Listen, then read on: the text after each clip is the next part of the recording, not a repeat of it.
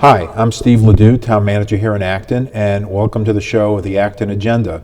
This is a show about the upcoming Board of Selectmen meeting, which will be held on Monday, January 9th, in room 204 of Acton Town Hall. With me today is Janet Adachi. Janet is the Vice Chair of the Board of Selectmen, and we're going to talk about some of the issues and items that'll be in front of the board this coming Monday night. And welcome, Janet. Happy New Year. It's our first show and our first Selectmen's meeting of the new year coming up. So we're getting into what we call budget season, or some call silly season. And mainly the next few months up until town meeting, we'll be dealing with the fiscal year 18 budget, which is going to be a big source of our attention in the next couple months.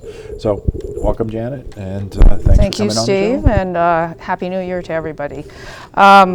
Because Steve has a lot to do with forming the agenda, I think I'll start out by asking him some questions about the items on the agenda, because some of them I don't know very much about. So we always have citizens' concerns. We will have an executive session at the beginning of this meeting, starting at 6:15 for those selectmen who are listening to this, just in case, so you don't arrive late. Then we have the chairman's update, the Board of Selectmen chairman's update, Peter Barry, and then operational update. And then we get into public hearings and appointments. So we'll start with the one at 7:10 p.m. Common victualler license, AP Pizzeria. Right. This is just really a simple I think change in the name of the business. It has been known recently as, I think, North End Pizzeria. It's now going back to a former name it used to have, AP Pizzeria. So anytime there's a change in a license such as that, the board has to approve it. So it's pretty much for pro forma type of situation. Yes, we get a fair number of these, but I have to say North End Pizzeria is distinctive, especially in the town of Acton. So Well, it's in North Acton, so yeah. It's the North End. Okay, and the only other public hearing we have, 7:15, alleged liquor license violation, Red, White, and Brew. Right. Well, as you know, the Board of Selectmen are the licensing authority for liquor licenses in the town, and when there is an alleged violation of that liquor license, the Board of Selectmen hold a public hearing, and basically it's pretty much like a court session where the board asks questions of witnesses, of the police department, the owners, to try to ascertain what may or may not have happened in regard to a violation of a liquor license. Red, White, and Brew, which is a package store in West Acton, has allegedly served a minor, somebody under 21. And so the board will have a hearing on Monday evening to determine if they feel that was the case, and what sanctions, if any, the board wants to take against the holders of the license. The owners can appeal any decision of the board to the Alcohol Beverage Control Commission, a state-appointed commission that could hold their own hearing and make their own determination if they disagree with the selectmen's decision. This is the second time Red, White, and Brew has been in front of the board in the past maybe 4 months, maybe, yeah, I'm not sure.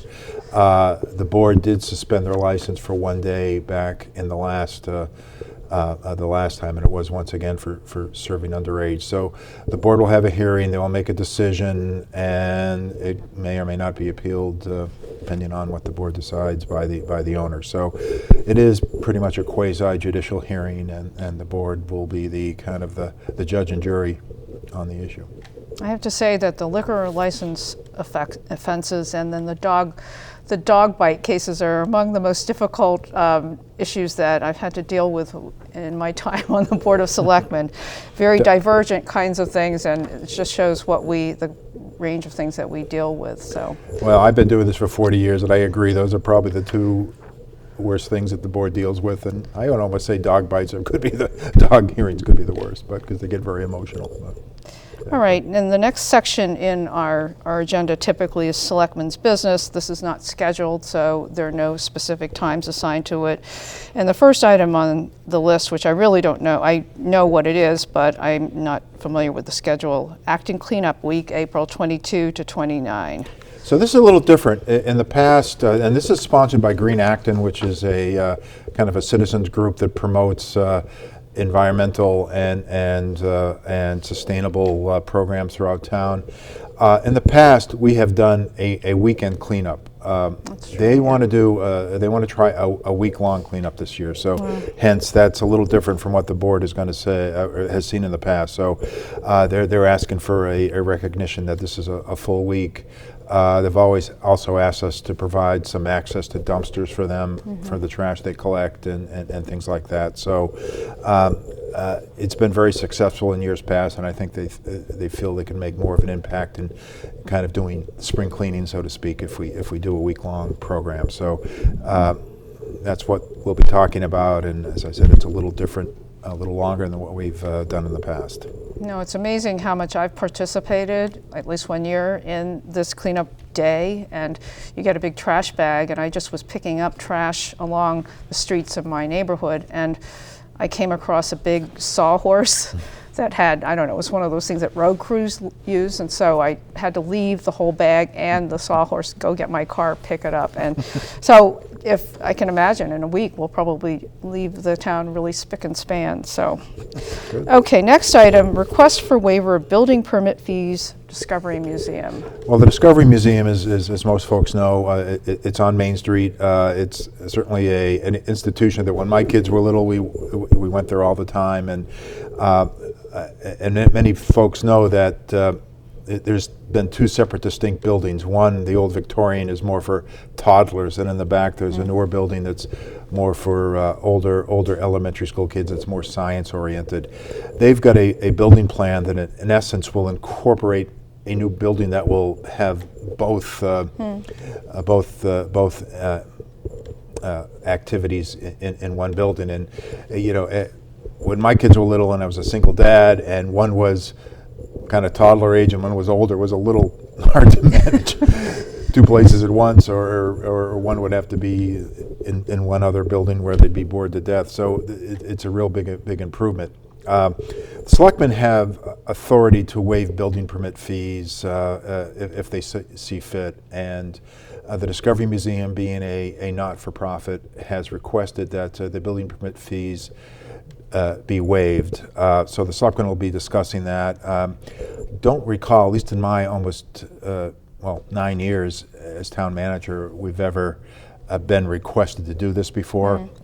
I've worked in other towns where the Selectmen have done that for both nonprofits and churches, but this is something new for the board. It's estimated, and the estimate is really from the Discovery Museum's architect, that the building permit fees are around $70,000. Does not include kind of the specialized inspections that we do, like electric or plumbing or heating, ventilation, because we have a separate revolving fund for those, and in essence the fees pay for those inspectors that are all part-time. So they've agreed they would not be seeking waiver on those. So it'll be a board decision. The board will need to think about precedents and things like that. One thing one person has asked me is, well, how does that impact your revenue estimates for example, the upcoming fiscal year? Well, the way the tax rate's set and the way Department of Revenue looks at it, we only can use our actual receipts from the prior years. So it's not like we've counted on this as revenue. It's just something that would come in next year. So once again, it's a board decision, and they need to kind of weigh whether it's a precedent or not. Yeah, I think that sometimes when we get requests for waivers of fees, they end up on our consent agenda, which I will discuss in a minute, but it doesn't require any discussion, but the fees are really nominal, and so these are sizable fees that they're looking for a waiver of. So, and then update on Acton Leadership Group, which just met this morning, which is January 5th. 5th, yeah. Well, and for the viewers who don't know, Acton Leadership Group is a board that consists of 2 members of the Board of Selectmen, 2 members of the school committee, 2 members of the finance committee, the town manager and finance director, and then the school superintendent and the assistant superintendent. And the real task of that group is to kind of work out consensus about how much revenue we anticipate for the upcoming fiscal year, what our level of use of reserves are, how much of a budget increase we can sustain, and things like that. And generally, we reach consensus. Everybody brings it back to their respective boards, and if everybody agrees with that consensus, we pretty much have a balanced budget that goes to town meeting, and there's no kind of infighting about that budget because all the three major entities have agreed to it. So, as Janet said, we had a meeting this morning. This is the first time that we have what is called an ALG plan that has our projected revenues and our expenditures. So the first time this budget season where the town manager's recommended budget and the superintendent's recommended budget numbers were placed in that spreadsheet. And kind of the bottom line is that with both entities' preliminary budgets placed in there, we're about $800 and some thousand out of balance. So the next task, which will be our next meeting on 3 weeks from today, January 26th, will be to come up with a strategy of how we're going to close that gap. So because we operate in a consensus, we'll be talking to the rest of the Board of Selectmen about what happens at the last ALG meeting. We are, the Selectmen are having what we call Budget Saturday on January 7th, this Saturday. 2 days. In 2 days, right. And there we go through all the town operational budgets so that the Selectmen and the Finance Committee are aware of what is going on in each budget, what are the pressures, what any new initiatives are. So, and then the schools will be having their Budget Saturday in a couple weeks. And after that, we'll get a sense of, whether there's some issues that the Selectmen and others want to see either cut or done differently. So once again, it is budget season. There's a lot of things going on, and the Selectmen have to vote a recommended budget 60 days before town meeting under town charter, which means they have to vote one by February 3rd. So there's a lot of work and a lot of moving parts that have to come together in the next 3 or 4 weeks. Which is why we might have an extra meeting on Right. January 30th Right. To make sure that we have discussed the budget and voted our recommendations. Exactly. And the last item on Selectmen's business is the board to comment on Martin Street 40B project. This was actually put on the agenda at my suggestion.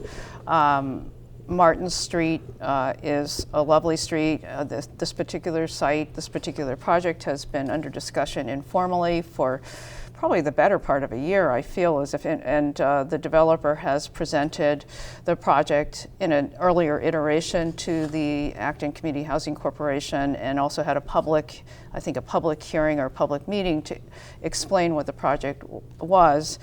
The project has changed in scope. The Board of Selectmen had a meeting to hear about the project in September. We sent a letter to the state agency that is responsible for initially reviewing the project, talking about the good and bad points from our perspective. And the project has now gone through the state level and is back in town to go before the Zoning Board of Appeals for review, because it is under Chapter 40B of the state law, which addresses affordable housing. Basically, it requires towns that do not have 10% of their housing units qualifying as affordable to consider these projects, which allow for denser construction than normally would be allowed under the local zoning bylaws. So the project is going to be heard by the Zoning Board of Appeals starting on January 19th. The ZBA has invited all boards and members of the public to comment, and that's what we're doing now. Is although we've already submitted our comments to the state, we have an opportunity to comment to the Zoning Board of Appeals, and the deadline for our comments is the 17th of this month, so we have to discuss it and next Monday. And my recollection, because it's gone back maybe even this summer when we talked about it last, was that there was an older house that they were wanting to move closer to the street, and I think the board wanted that to remain, and I think try to keep the integrity of the driveway with kind of the tree canopy in place and things like that. Yeah, I guess I should go just explain that this is originally three separate residential parcels on Martin Street, and there are 3 existing historically significant houses. The neighbors really wanted the developer to preserve the houses, and the developer said in order to preserve that the developer would be willing to move the houses to the front on Martin Street, which I think the neighbors preferred anyway because that would provide the streetscape that was historical in that area. The front of the property on Martin Street is downhill from where the new development would be. The scope of the new houses has changed. I think it started out being 32 or 28. Now it's down by 4. But in the latest plans, which they filed with the Zoning Board of Appeals just last month, I think that the number of houses is down, but the size of some of them is much bigger. So that's going to be something that people will be reviewing. But the plan still is to preserve 2 of the 3 houses. I think the 3rd house was always sort of iffy because it is in very bad condition, and it's not even clear that it could be moved. So. But that is what that item is. And do you have any other comments? No, I don't. Okay. And then finally is the consent agenda, which is much like the consent items at town meeting. For those of you who go to town meeting, we address them all in one fell swoop because they're usually not controversial and don't require any debate or discussion. And these are, the library is disposing of obsolete material. There's an Eagle Scout Court of Honor for a couple of scouts. We try to have a selectman attend every one of those. They're wonderful ceremonies and just very moving. In my view. There's a one-day alcoholic beverage license, which we often have on our consent agenda. And then there's a slew of gifts to the Recreation Department for their 2017 summer concert series. And also, I guess, one gift to support the Chinese music and dance night in August. A gift to the Natural Resources Department for a bench in memory of the son of a family, committee appointment, which we also handle.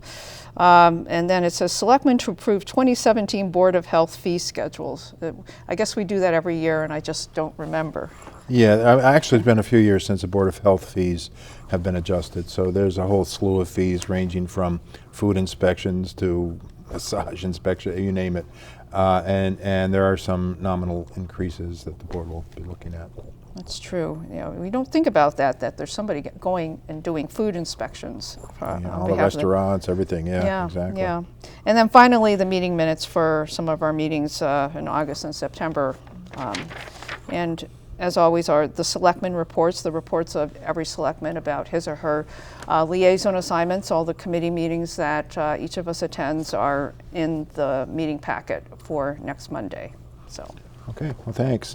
And just for the viewers, the next meeting after the January 9th meeting actually will be a special selectmen's meeting on January 18th, which will be a continuation on the site plan special permit for the proposed Concord water treatment plant at Nagog Pond. So that's a continuation hearing, will be in room 204. And then the next regular selectmen's meeting after that will be January 23rd. I'd like to thank Janet for being on the show and thank the viewers for watching. And once again, the Board of Selectmen's meeting is this upcoming Monday, January 9th at 7 p.m. at room 204 of Town Hall. And thank you for watching. Thank you.